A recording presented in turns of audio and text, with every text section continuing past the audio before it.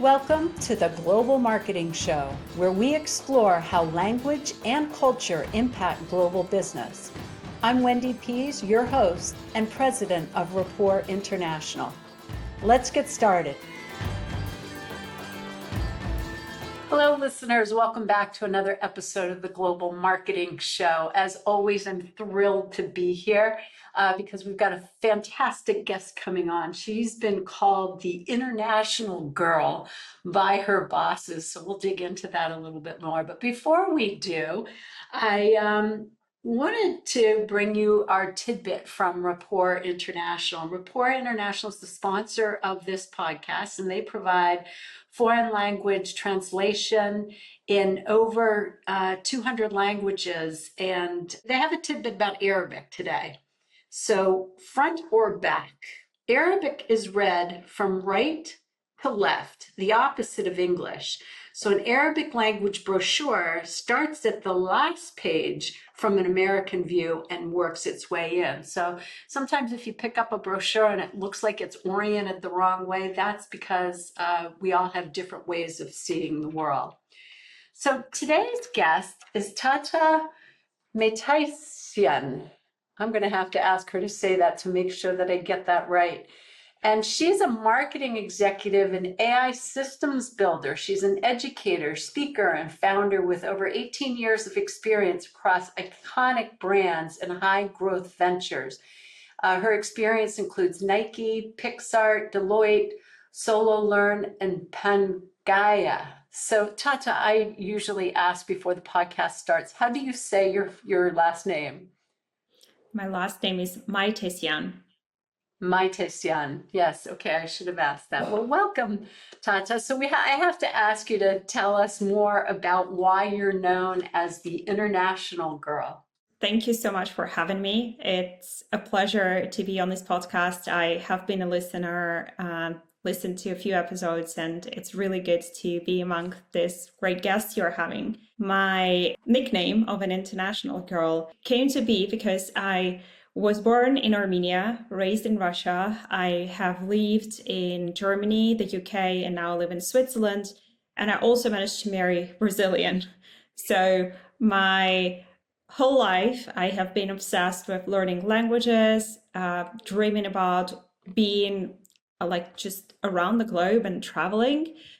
Some kids enjoyed, Legos or playing dolls. I had a world map in my kids' room, and I was learning in that bedroom, I was learning where the countries are, what the borders are, and what the capitals are. It was just my little obsession, and that little obsession turned to be a career. And that's why my bosses used to call me international girl, because that's just who I am, I guess. Yes, you were just born that way. And so really early on, you had this fascination with the world map, but you knew you wanted to be in global business from early on too. I don't know if I wanted to be in a global business, but I definitely wanted to be in something global. When I was a kid, not necessarily I fully understood what the business was, but I was definitely fascinated by different cultures, languages, the way people talk to each other. And it just felt so interesting. And I guess that being, yourself as well, right? You are an international business. That just is a very different kind of environment. So I followed my passion. Okay, and so what was that passion? Like, what did you go to school from, and what kind of industries did you get involved with? Actually, I wanted to study international relations, and I was really, really working hard to get in.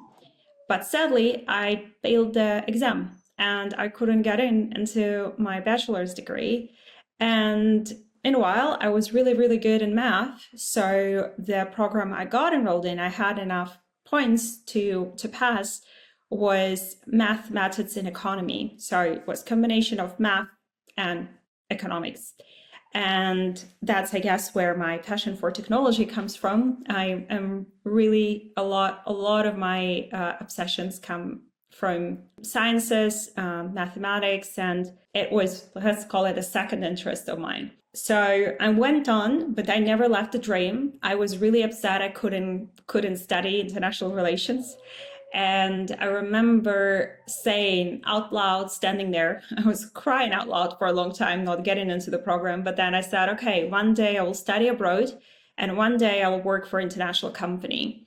So as soon as I was 18, I decided to try find an internship in an international company. And I applied to a few. I got in to the one I wanted the most, which was Deloitte. They had really great summer internships back then. It was the environment I dreamed about, working with people from different countries, in different industries, in different businesses. And internship turned into a job. And I spent 2.5 years there. And then I got a scholarship to study abroad. And I went to do my master's in international semester in Germany. So eventually I got the both things I wanted. It just took a little bit of time. It required patience and work. Right, but you were still very young to be able to have those opportunities. So you worked for Deloitte for 2.5 years, and then you went on to, I want to get into talking about Nike and the World Cup because you had some interesting stories about global marketing in there. But before we do, a little bit about Deloitte. What, in your global experience in that, was there anything that you took from that you think listeners could learn from? I guess, yes. It was my first time working with the management team from different countries. So Deloitte and other consulting firms are structured in a way that you have management teams, or the partners, how they're called. They would come from different offices of Deloitte for various projects.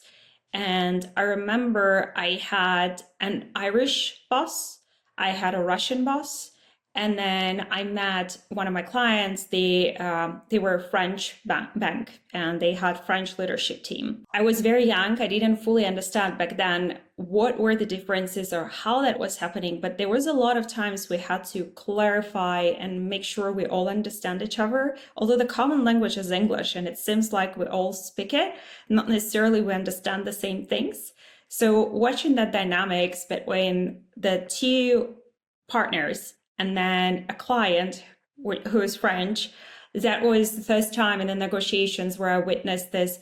Oh, like the way we understand the deadlines or the way we speak about the project is going well or not would be very different. Like the Russian guy would be super direct and he will say things pretty straight. The French guy would be pretty direct too, but he had a fun way of like slightly complaining, like the way he was talking. It was what I later learned could be called stereotypical, but he was pretty expressive as well. And the Irish guy always tried to make a joke about it or smooth things out and like not make a big fuss of the things. And like he was really acting like a glue or a butter, and in that dynamic of a free people.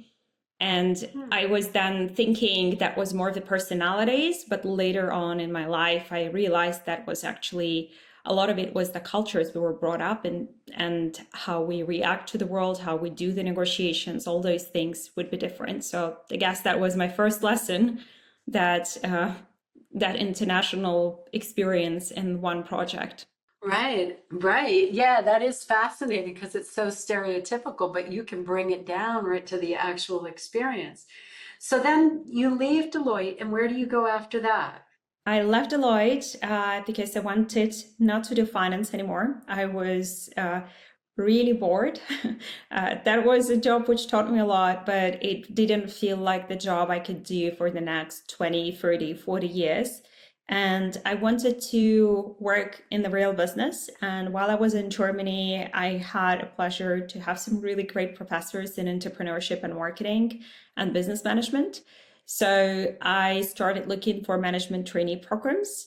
And one of those management trainee programs, which I found, was at British American Tobacco. They had the 2-year program, which included 4 or 5 different rotations. And I was interviewing for multiple roles at the same time, different programs. But I remember very well how I came to the last interview at BAT, and the person I met was a 33-year-old. She was the marketing director, German, really super smart. I think she's now VP at Lego Group. like extremely impressive. Karan Pasha is her name, and she made such an impression on me that I was like, I kind of want to be her when I grow up. I want to be like her, so I need to work in her team. It was less of a thing like it wasn't just about the company or what they offered or the salary. I just felt it was the first time I could relate to someone, and she wasn't that far off age-wise, but she was so successful already. I remember when they called me and told me that I got an offer, I was like over the moon because it felt like I would have a chance to work with someone I truly admire. It wasn't long. I had a chance to work with her just for a little bit before she moved to another country and got another very good job. But it was still that having that experience, I guess, was really important. And I think it's very important in general for girls of younger age, like I was 21, I think back then, to have that mentor, someone they could look up to and know that you could be 33 and lead a massive team. So it was really nice. And then while you were there, you opened a bunch of international markets, right? Isn't that what you were working on? Yes, So I did. tell Actually, what you learned one from of the that. projects I was working on was in London office, and we were repositioning one of the brands. It included us launching or relaunching the brand across about 14, 16 markets and making decisions if we want to go there or not.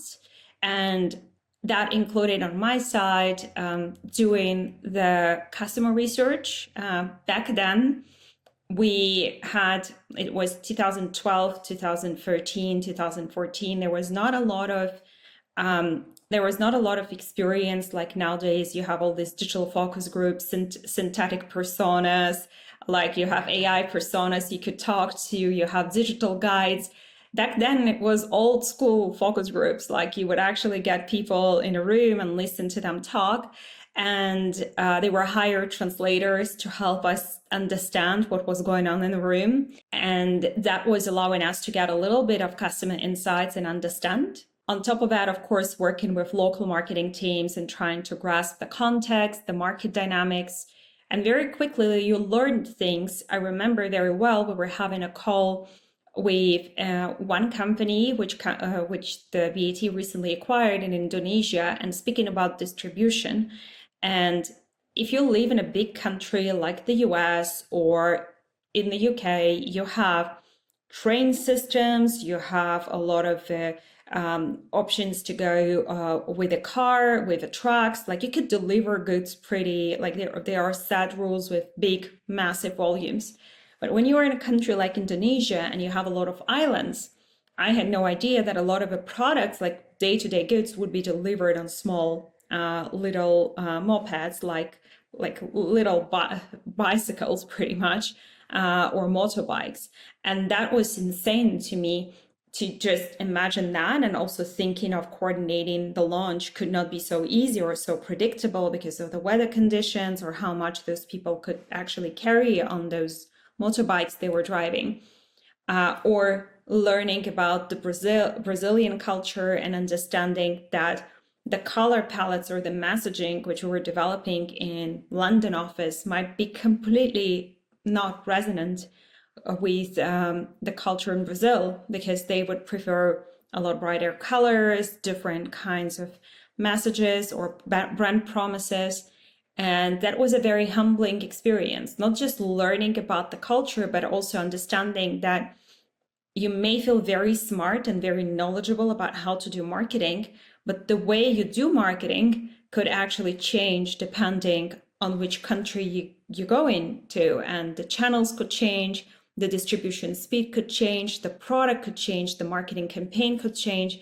And that felt, well, like, I don't know, like how else you experience this unless you work with so many markets, but that is a very humbling experience. Like if you are a really great marketing director in the US, it does not necessarily mean that you could be a very good marketing director in Saudi Arabia, for example. It just is a different market and different methods work. So I learned that thankfully very early on. So you always stay humble. You always stay humble to learn, but say you are head of global marketing and responsible for all these countries and all these branching, picking the markets to go into and then expanding them. How do you, as a one country centric marketer, think about going global?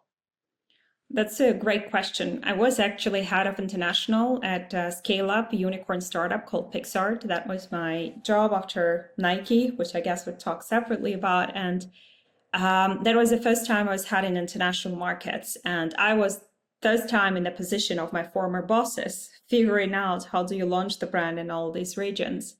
And the way you do that, if you don't have a lot of resources or you don't have a lot of money, which I'd assume most of the listeners are not part of large organizations like Nike, which you would have local teams and local knowledge, I had to heavily rely on my network and reaching out to people across different companies, just like literally messaging them on LinkedIn and being like, hey, I saw you're a marketing manager in Brazil. We're trying to do this. Would you be able to have a 30-minute call with me?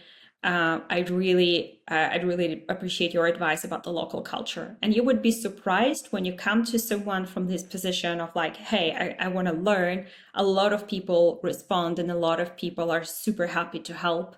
I had so many people respond to me, and that actually turned into a whole research project. I interviewed people from more than 20 countries to understand how they have done international expansion as well as gather local insights. And that allowed us to successfully launch a number of regions because we had that local experts network I have built through initially just like me trying to find some answers. That's one way. Another way, nowadays with AI, you are able to scrape social media. And that's something which is an incredible, super rich informational source. I was just working with a fertility clinic in the UK, and we were analyzing the customer sentiments, and then I was comparing that to the US, and it was so different. Like if they ever decided to launch in the US, or they wanted to decide like, to go into Middle East, that was one of the markets we were considering.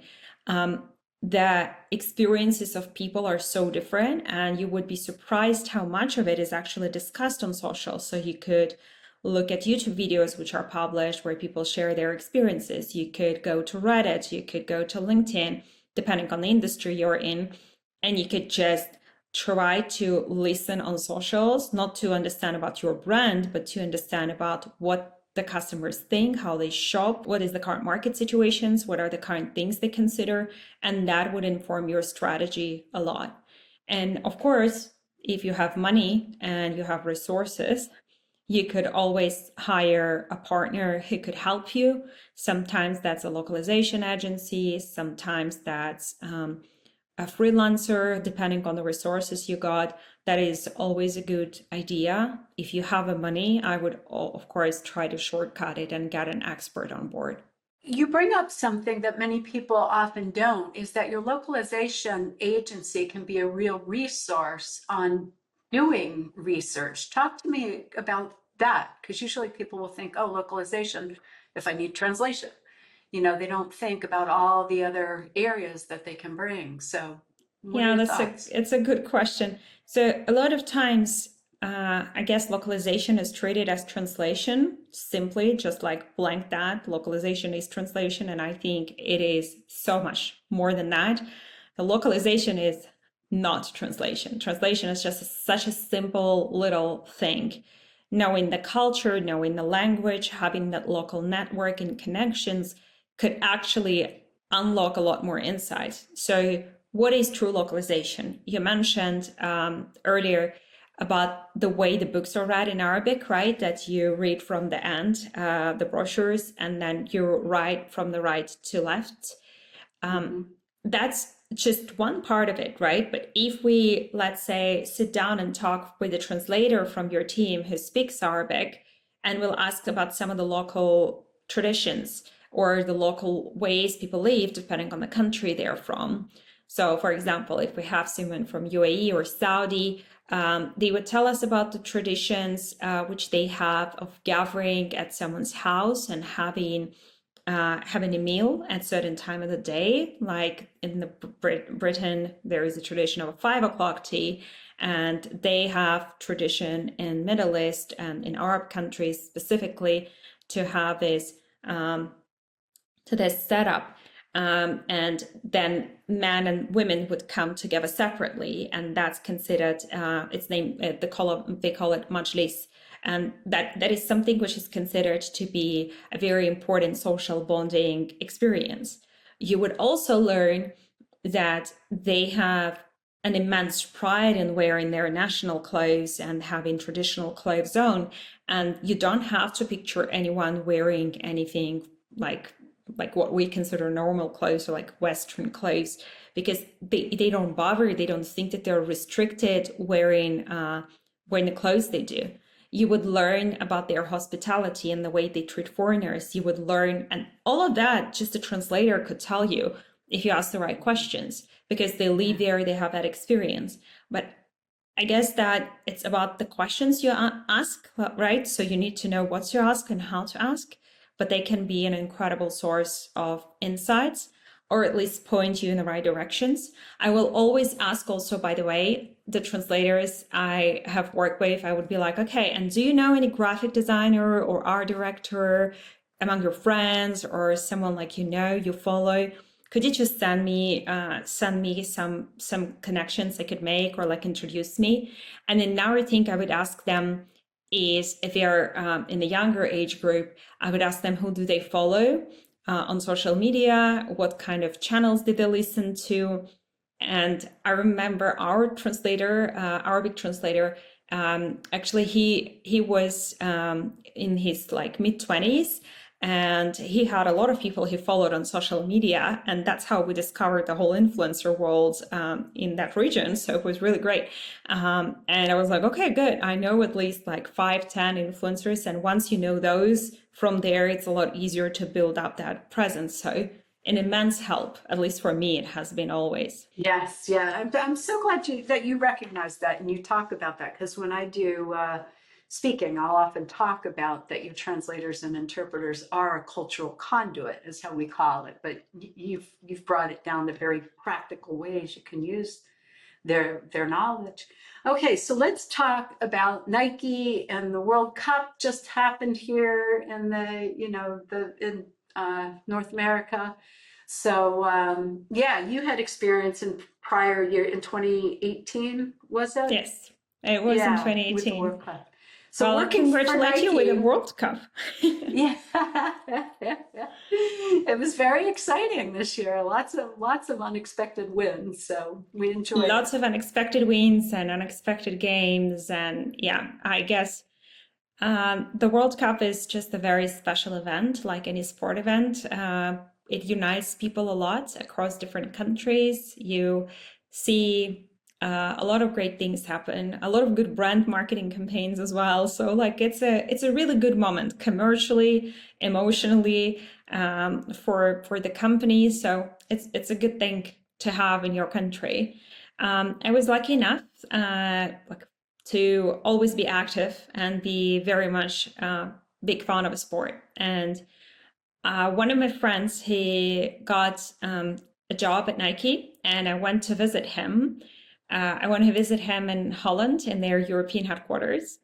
And while I was visiting the office, because they can bring guests to show the office, I remember standing there on the ground in front of Bill Bauer meeting room, like the building with the meeting rooms, and I was waiting for him. And I remember looking up to the sky, looking around, and I sat on thinking, I wish I work here one day. Little did I know that I remember very well, because I went there for my birthday in September. Little did I know, in November or December, there was a job opening, and they were looking for the marketing lead to lead running, track and field, Olympics, like all related to that, Summer Olympics.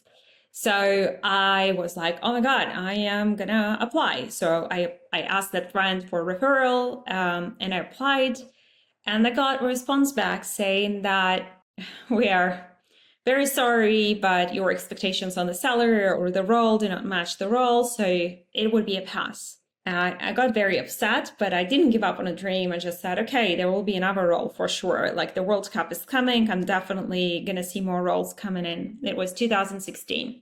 Yeah. Oh no, still 2015. And then I remember it was so funny. It was February 2016, 2 months later. I get a call from an unknown number, like just some random cold call. I respond to it. And there is this really young girl on the phone, and she's like, hello, I'm the assistant of marketing director and the lead for the World Cup 2018 campaign. And Robert would like to talk to you. He saw your CV. And I was like, what? Like, oh, okay. Is this a scam? Is this like, what is this? So it turned out not to be a scam. It was real. I asked her to send an email, and she sent an email from the legit@nike.com email. Apparently, he was very frustrated with the recruiting process. He couldn't find anyone, and he went for the CVs himself. And then he saw that I worked at BAT, and apparently one of his really good former colleagues, friends in the US, he was one of my bosses there. And he was like, I want to talk with her. So I come in to the interview. It was one of the weirdest interviews I've ever had in my life because it lasted maybe 45, 50 minutes. And when I entered the room, he had a baseball setup in the room, which was really weird. Like he had the ball and he had the glove, and like it was like a lot of sporty stuff around. He had a basketball ball also in his office. And I was like, this is like a borderline cliche. That's so odd. And he was so chill and he was so relaxed that it was like more of a conversation like we're having now rather than the job interview. Yeah. And then he asked me, if I message Brian, what do you think he's going to say about you? I was like, well, I don't know. You could message him now. And I think he's going to say work with her. So in front of me, he went on LinkedIn and he messaged him, hey, Brian, what do you think? And by the time we finished the conversation, Brian responded and said, like, you'll make a mistake if you don't hire her. And he said, okay, then you're hired. I need to introduce you to the team. If it goes well, then you'll be hired. So that was one of the weirdest, shortest interviews of my life. Like I tell it now, and I think job. I got a dream job. Yeah. It was an incredible experience. It was one of the hardest jobs I have done. It was not easy because the quality, like whatever quality bar you have, when you get to Nike, you realize it's not good enough, and they will push you to do a lot better, a lot more creative, a lot more different. And also you'll start to work, like there is this international big event which is happening, the World Cup. Many teams from different countries come, but also many people from different countries come. But also you have a local market to serve, because the local market is the one which you need to prepare to get to that event commercially, financially, but also on a cultural level. And all of that is a lot of little pieces to manage. And when it's that kind of an event, you also get attention from the global team, headquarters, and also the previous World Cup hosts. In this case, it was one of the hosts was Brazil. So we were working very closely with Brazil team. I guess that was, I would say, like the dream job and the best job. I wish every marketer had this experience in their lives. They could really live through this experience and work for such a brand in this kind of iconic moment. But it also is not for people who are not ready to grind. It's not for people who just want to have a fun job, because it is a lot of work. It's a lot of weekends. It's a lot of long working days. The deadline is set. You cannot move it. Like the World Cup is going to happen. You're ready. You're not ready. So wait, let me stop you there and take you back to, you've got the teams, you've got the visitors, you've got the local markets, you've got people who are watching different stars, relate to different colors, get excited about different things. So how do you create a global? I haven't thought about that before, because I've looked at, okay, if you're Nike and you're taking a product into a country, how do you localize for that? But how do you come up with a global message that's going to work across the World Cup with all those different people? It's a hard one, a lot of work. So the concepts you scrape are just an immense amount of concepts you try to come up with and insights you try to come up with. But I guess that the biggest and most important thing which you need to know about Nike is that the way you do marketing campaigns, it doesn't come from founder's brilliant idea, like how it often works in a lot of businesses. It doesn't come from just me sitting there on my sofa and thinking, oh, it would be so good to do something as a marketing lead. No, it comes from very good understanding of your customer, or in that case we call people the athlete, so understanding the athlete. Who is that person? Who you're trying to get into? Who is, like, what do they dream about? What do they wish for? And when you think about it, and you think about the people who watch the games, or the people who are striving to really get into that professional stage, or maybe just they're big fans, and then you look at the local culture, you could try to find things which are on the intersection, which could speak to many people. So we always looked at the local stories. We looked at the people. He would be really good, like story, like I was call them like you could call them heroes, or I guess protagonists, people who would be those anchor stories you could rely on, and not necessarily they would be famous players or they would be very big names. And then you would try to see how that story would resonate on multiple levels. Would that story or would that message resonate across many levels? And if you look at marketing campaigns Nike has done over the years, the messages, it is always started from an athlete, a story. Like you look at the campaigns, like Serena's campaign, for example, Serena Williams, or you look at the World Cup campaign, which we did. The idea of a campaign in 2018 was about that whatever people tell you around you, you don't give up and you still go ahead. Whatever they say, no matter what they say, you could still overcome whatever people say. And there was a lot of tension in that time for both professional athletes and in general for a number of like regular people, figuring out that they don't believe in themselves. And that's so universal, because if a world around you doesn't believe in you, or they don't support you, the environment you're in, the people around you, then you need to be so much stronger as an individual, have so much, like, you gotta be a rock, you gotta know what you want, and you gotta go ahead and get that, even knowing that people around you would tell you won't be able to become that. So that resonates on a number of levels. It doesn't matter which country, it's a personality thing, it's a character thing. And that's what you look for. You look for that raw emotion. And then there is a criteria. You have to pitch your story at Nike, whatever you bring up as a concept, it goes as a pitch. You first pitch to your own team. Then you pitch to your agencies. You pitch, or if you came up with one agency, you pitch to others. You pitch to your leadership team. Then you go and pitch it to other regions, and you pitch it to the headquarters. And the goal is for you to get people to feel, and people are going to love who listen to this, to feel goosebumps. If your story doesn't generate goosebumps across number of groups of people, it's not a well thought through story. So you go back to the drawing board. That means, but I mean, when you're at Nike, you have a time and you have resources to go back to the drawing board. But your story should be so sharp, it should be so emotional and so raw that it resonates with a lot of people. And then it becomes cross-cultural, because that speaks to the human psychology. And then it doesn't matter who is on the screen. It doesn't matter which athlete you use or groups of athletes you use. It will speak to Brazil, it would speak to Russia, it would speak to Germany, and it would speak to the UK. So you win. Fantastic story to learn about how, so then to learn about how to actually do marketing down to the emotions. And Nike is like that. Yeah, because you look at their commercials or their stories and they always do resonate. You have to feel something.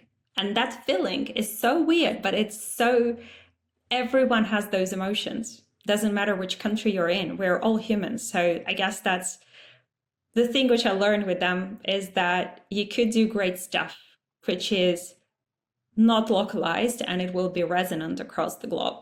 Okay, so now we've talked about a few different companies and they have been consumer products.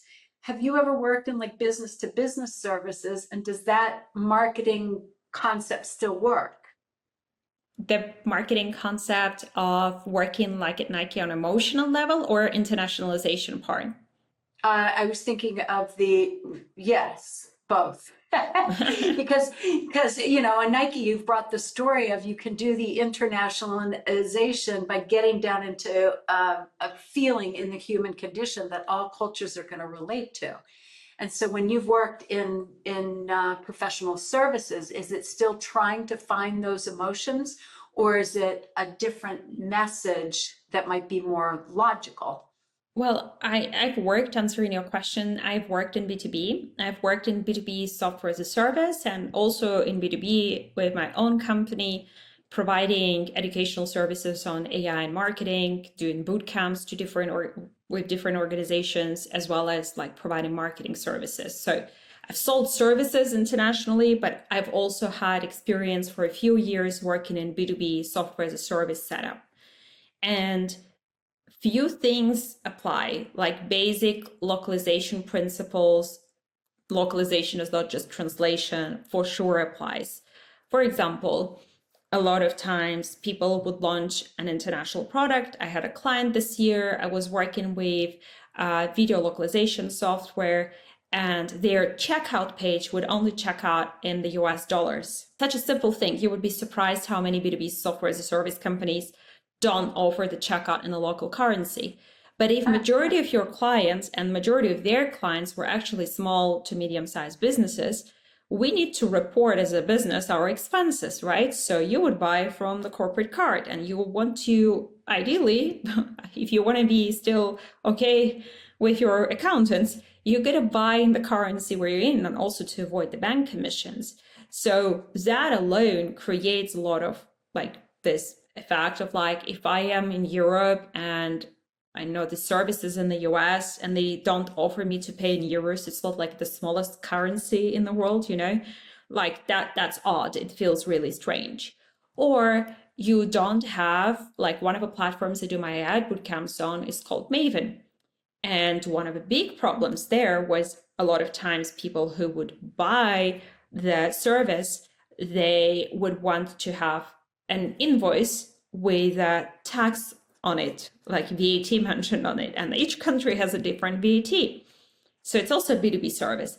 And they are like this kind of small little things which are all about localization, and they are really important to take into consideration. It is even more serious on the B2B side than B2C side is the language. Because when you're in a consumer brand, you could speak to emotion. When you're in B2B, people make a lot of logical decisions. That's a workflow they need to improve. There is a very specific thing they want to buy for their business. And if you're not able to explain that clearly in the local language, then you are having a trouble.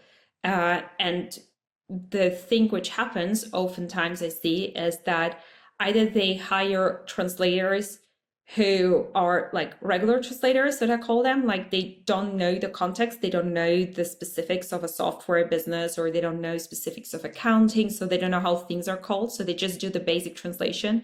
But then there is a terminology in specific, like we call them to have translation dictionary, or having specific kinds of terms, like just said that these are the things you keep in English, these are the things you translate. And I think in B2B that creates even bigger impact on your business brand, because you're not considered serious enough, you don't look like you're in there. And then of course it depends on a country. I'd say the third thing is, depending on the business you're in and also the motion of your launch, are you product led, are you sales led? It's not the same to have a business in the US and have a business in Saudi Arabia. I have done the business in both. And in the US, I could message someone like you messaged me and said, "Hey, someone introduced you to like I was on the podcast with someone and they recommended to talk with you and you just come to me." In Saudi, that would work. That they would go and ask around five feedbacks, and then if someone was recommending me, they would organize a dinner or a coffee for me, you, and them to do that introduction, because it's relationship-based culture. So in Saudi, if you want to make the market entrance, you cannot sit in the US and just expect that an owner of a business in Saudi would be happy to work with you like that. In Switzerland, where I live, it's very similar. It's heavily relationship-driven culture. So unless they have seen you, they kind of had experience talking with you, and then at least 2 or 3 people in their network mentioned you, they would not do business with you. So that's kind of that's the difference. I think international in B2B is harder, in my opinion. It's a lot more complex and multi-layered because the average check size is also a lot higher as well. Ah, okay. I could go on for hours asking your questions because you've got such an interesting background, and we haven't even talked about Maven and what you're doing now. So before I go to your favorite foreign word, because I know that's going to be a rich discussion, why don't you give us a quick blip on what you're doing, and then before we end, we'll give people how they can reach you. Thank you so So, much. yeah. So what do I do now? I provide fractional CMO services for selected 2 or 3 companies a year. So I keep that small and boutique, private, work with the businesses which interest me. And also I teach AI in marketing and sales on Maven. I run AI bootcamps for people who want to move from assistive work with AI to agentic and autonomous workflows building. So far, I've run already 9 cohorts, and the next one is starting in September. And I'm also running private bootcamps for organizations who want custom programs. That's what I do nowadays. No, fantastic.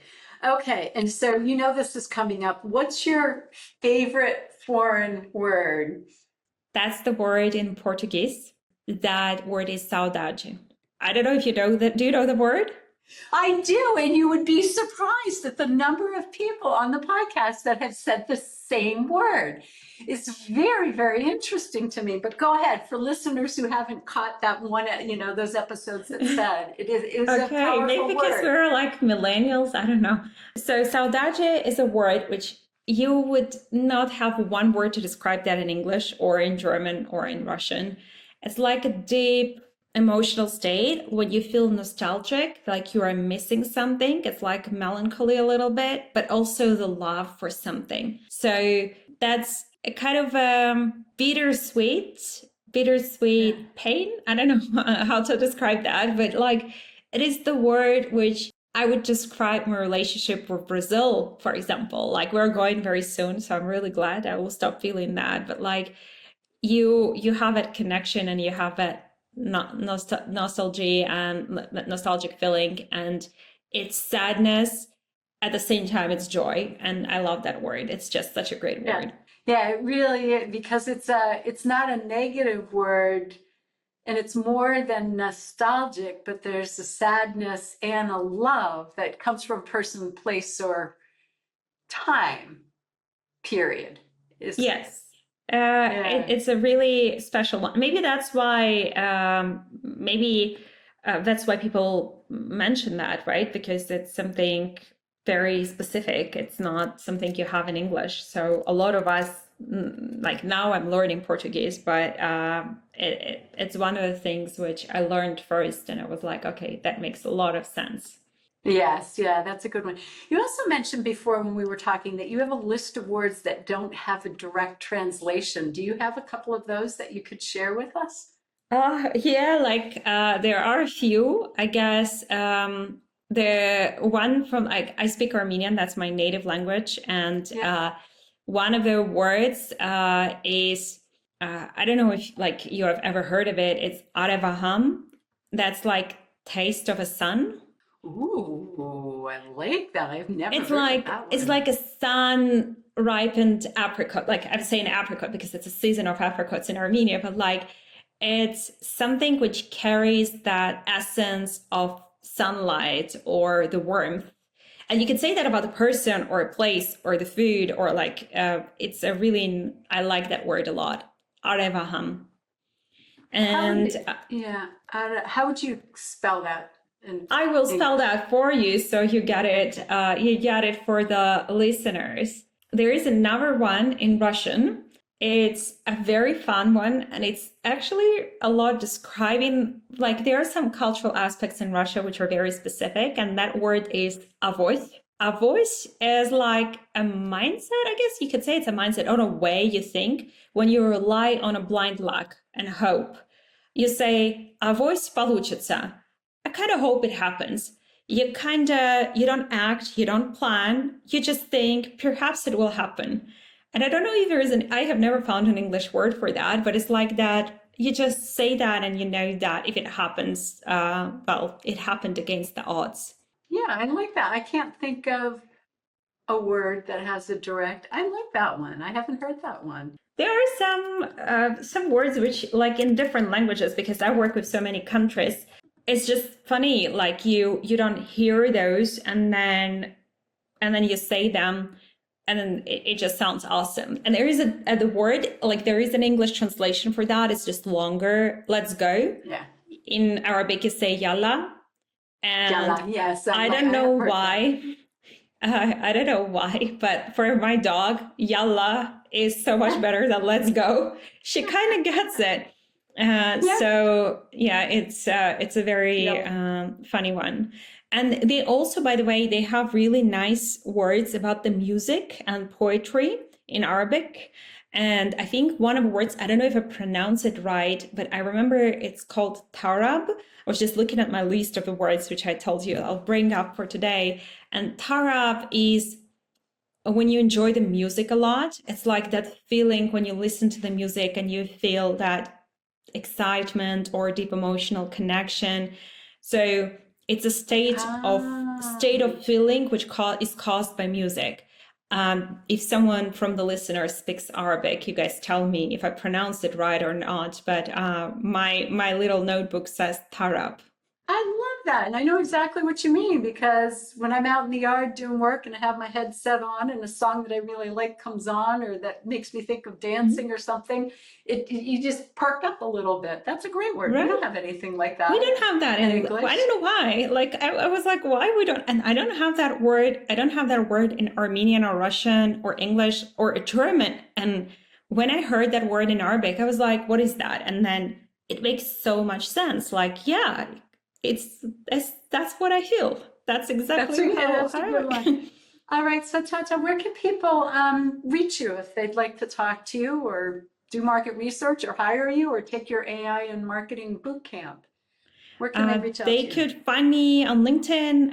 Tata Maytesyan will link that for you guys if you want to find me. And you could also always send me an email. So LinkedIn and email would be the easiest ways to find me. Okay, and so Tata's name is spelled Tata, and then her last name is Maytesyan. And what's your email? My email is Tata, so Tata at Grow Global Tech. So Grow Global Point Tech. growglobal.tec. Okay. Well, Tata, this has been absolutely fascinating to talk to you about. I certainly got some insights, and I've been doing marketing for a long time. So listeners, I hope you got insights too. And remember, if you like this episode, give it a 5-star rating. Follow us so you get the next episode when it launches. And then if you know somebody that's in international marketing, forward this on to them to, if you think they benefit from learning about all these experience that Tata shared. So thanks so much. Thanks, Tata. Thank you for inviting me, and to the listeners, thank you for being with us. Okay, and we'll talk to you next time.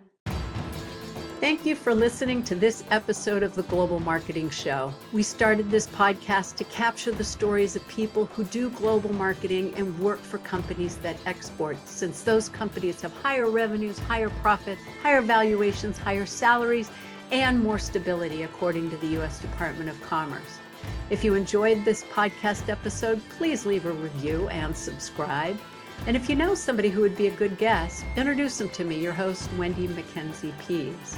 If you'd like to learn more about global marketing or language translation and interpretation, visit Rapport International's Resource Center at www.rapporttranslations.com.